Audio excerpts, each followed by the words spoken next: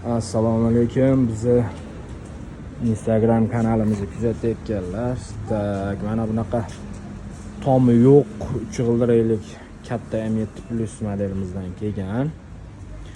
Bu modelimizga hozir mana bunaqa tom o'rnatyapmiz.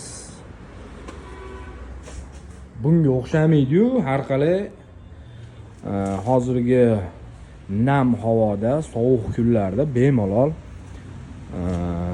mana bu old tarafida oynasi bor, to'sadi. Hozir polni bitgandan keyin ko'rsatib o'taman. Aytib o'tganimdek, skuterlarimiz turibdi, lekin mana bu M7+ modelimizga tak tent yopib berdik salafanlari bilan. Salafanlar yig'ishtiriladi. Yozgi kunida bemalol oldi tarafi aynali ruchnoy oyna artadigani bor.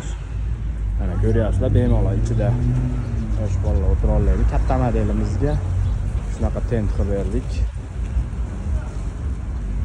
Dastavkamiz bor, puladi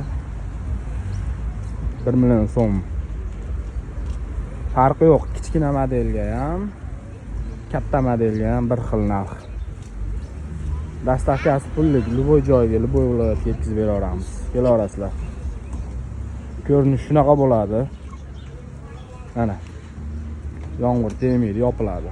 Bu qo'lbola varianti. Nima deydi? Qo'lbola emas, samodelka varianti, nargindan ko'ra. Kelaverasizlar.